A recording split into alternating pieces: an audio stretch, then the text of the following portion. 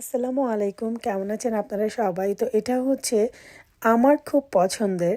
এই যে উপরে হচ্ছে দুধের যে সর জমে যায়, এরকম সর জমানো একদম ক্রিমি ক্রিমি, এটা হচ্ছে ক্ষীর কোরমা। এবং এই ক্ষীর কোরমাটা কিন্তু খেতে খুবই মজা। এবং এটা গুড় দিয়েও রান্না করা যায়, চিনি দিয়েও রান্না করা যায়। তো আমি আজকে এটাকে চিনি ছাড়া অন্যভাবে রান্না করব। চলেন। তো আমি এটা প্রথমে আমার যে হাতে বানানো যে ঘিটা আছে সেটা আমি দিয়ে দিছি এখানে। এবং এইখানে আমি হচ্ছে প্রথম ঘিয়ের মধ্যে হচ্ছে কিশমিশ, তারপর হচ্ছে আমি 2 ধরনের বাদাম ব্যবহার করব, আলমন্ড বাদাম আর হচ্ছে পেস্তাচিও। আর আমি যে সেমাইটা ব্যবহার করব এটা হচ্ছে যে বার্মাচুলি যে সেমাইটা আছে না, মোটা মোটা, এই সেমাইটা আমি ব্যবহার করব, লাচ্ছা সেমাই না।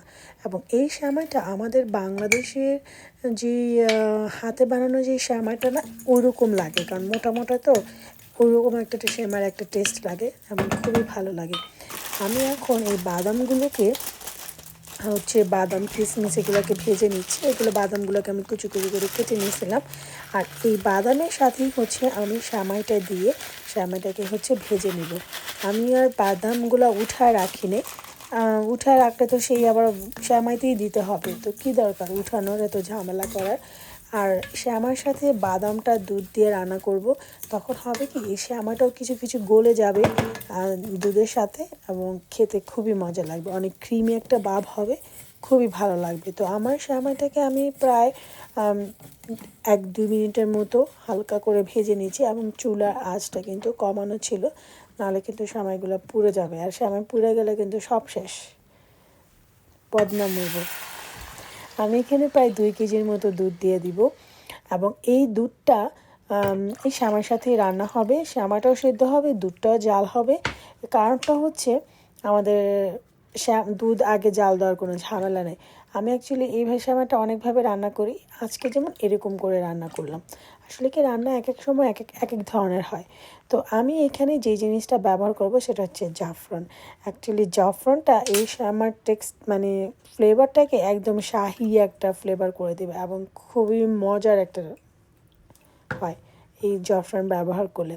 আর দুধটা একদম বেশি গরম হওয়ার আগে আগে আমি এইখানে হচ্ছে যে গুঁড়ো দুধটা আছে, নিডোর যে গুঁড়ো দুধটা, সেটা আমি দিয়ে দিচ্ছি এখানে 1/4 কাপ দিচ্ছি, আমি বেশি দেই নেই। তো এটা দিয়ে অ্যাকচুয়ালি দুধটা গরম হলে এই গুঁড়ো দুধ দিলে কিন্তু গুঁড়ো দুধ দুধের সাথে মিলতে চাইবো না। আর আমি এখানে চিনির বদলে, বলছি না চিনি ব্যবহার করবো না, চিনির বদলে চিনির থেকে আরও ফ্যাট যেটা কনডেন্স মিল্ক, সেটা ব্যবহার করতেছি। এই কনডেন্স মিল্কটাই হচ্ছে এই দুধটাকে ক্রিমি ভাব করা, এবং এই দুধের মধ্যে অন্য ধরনের একটা টেক্সচার আনে, এবং এই শ্যামাটাকে বেশি মজা করে। তো শ্যামাই রান্না করতে চিনি ছাড়া কেমনি রান্না করবো আপনারাই বলেন। তো যাই হোক, আমি এখানে কনডেন্স মিল্ক ব্যবহার করছি। এখানে চাইলে চিনিও দেওয়া যেতে পারে, বাট কনডেন্স মিল্কটা দিলে আসলে এটা বেশি ক্রিমি হয়। এবং এখানে যারা মিষ্টি আরও বেশি পছন্দ করে তারা এখানে চিনি অ্যাড করতে পারেন, বাট আমাদের জন্য এতটুকুই যথেষ্ট ছিল। এই কনডেন্স মিল্কের এই মিষ্টির ভাবটা সেটাই যথেষ্ট ছিল। এবং এটাকে দাঁড়ায় থেকে এই শ্যামাটাকে রান্না করতে হবে যাতে নিচে পোড়া না লেগে যায়, নিচে লেগে গেলে পুরো শ্যামাটাই বরবাদ হয়ে যাবে। এবং এটা অনেকক্ষণ নাড়াচাড়া করে রান্না করার পরে প্রায় 20 থেকে 25 মিনিট পরে যখন ঘন হয়ে যাবে, দুধটা সিদ্ধ হয়ে যাবে, তখন আমি এখানে খুরমা দিয়ে দিছি।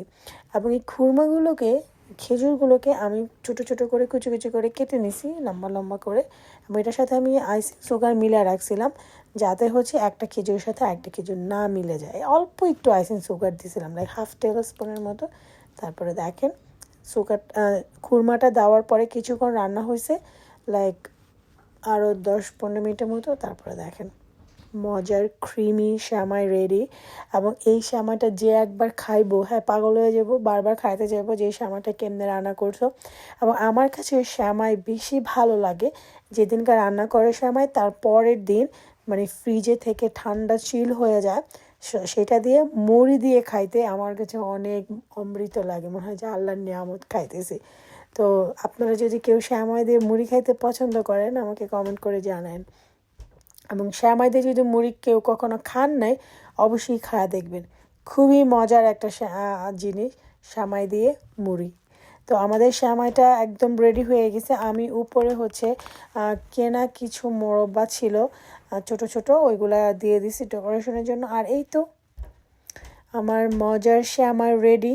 আর আপনাদের সবাইকে ঈদের অনেক শুভেচ্ছা, ঈদ মোবারক, অগ্রিম ঈদ মোবারক। আল্লাহ আমাদের সবাইকে ঈদ পালন করার তৌফিক দান করুক।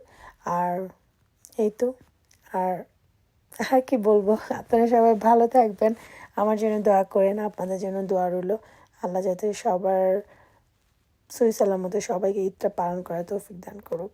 এই তো, আল্লাহ হাফিজ, বাই।